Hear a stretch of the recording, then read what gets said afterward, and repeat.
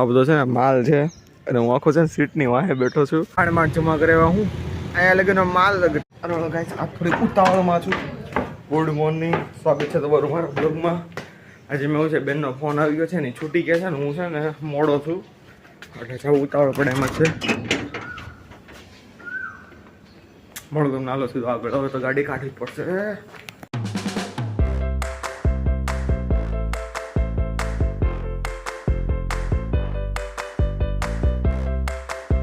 Guys બેનને લેવા આવી ગયો છું. હજી એક કામ હતું પણ એમાં થયું છે ગાડીમાં ચાર્જ નથી. ગાડીમાં ખાલી 2 પોઈન્ટ જ છે. 2 પોઈન્ટમાં ઘરે પહોંચવાનું છે. તમને એમ થતું હશે કે આ મૂકવા ગયો હોય કેમ ન દેખાડ્યું એ તમને હું ઘરે જઈને કહું. સર હલો આગળ મળ્યું તમને. અરે આજ તો બહુ રામાયણ છે. હરો હલો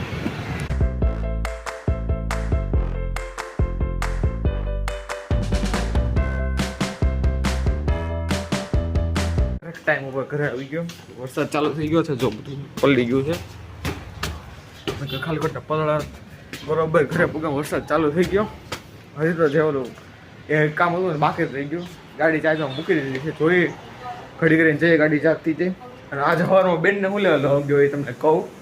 એમાં એવું થયું ગાઈ એટલી ઉતાવળ એટલે હું ગયો. એમાં શું કેવું ખબર સવારમાં 6 કે મને 5:30 સાથે બેને મને જગાડ્યો. મને કે ચાલ મૂકી જા. મેં હાલ મૂકી જતા પપ્પા જાગ્યા.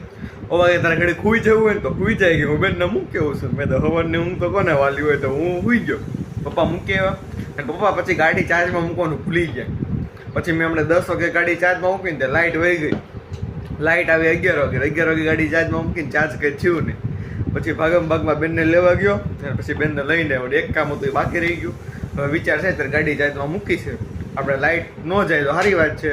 તો ગાડી ચાર્જ થઈ જાય ને તો સાંજેકનું કામ પતાવી નાખી. જમવાનું બાકી છે. એટલે જમતી વખતે તમને મળું. આખિરકાર જમવાનો ટાઈમ થઈ ગયો અને ભૂખ લાગી હતી. જમવા બેસી ગયા છે. તમને દેખાડી દો શું જમવામાં છે.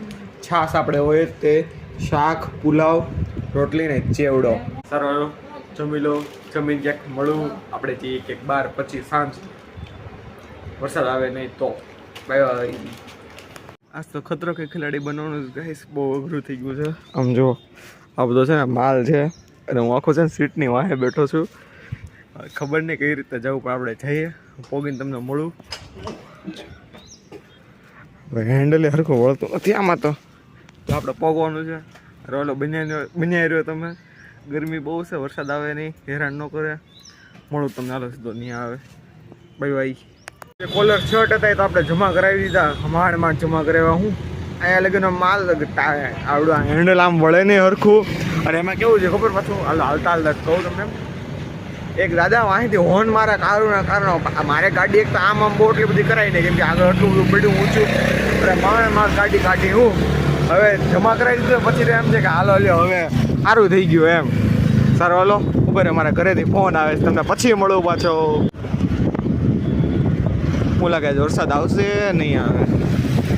અમે હું કેવું ખબર કે શર્ટ પલ્લીનો છે ને તો બધું પેકિંગ કરીને આવ્યો ઘરેથી કે વરસાદમાં પલ્લે ને તો વાંધો નહીં. તો વરસાદ જ ન આવ્યો. બોલો મારી બધી મહેનત એમ નામ ગઈ. સારું હાલો ઘરે જઈને મળું હવે તમને પાછો.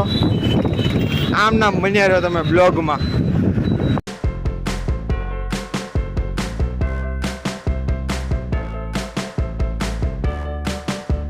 6 વાગ્યા છે ને વરસાદ આવી ગયો છે.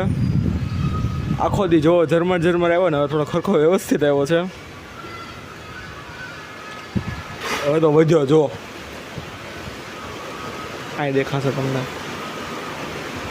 આવ્યો ભાઈ.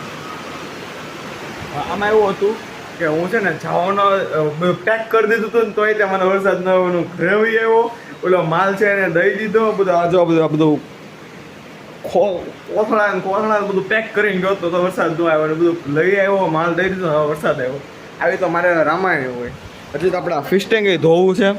બહુ વેગળું છે. એમાં એવું છે ટાઈમ જ નથી મળતો એને ધોવાનો.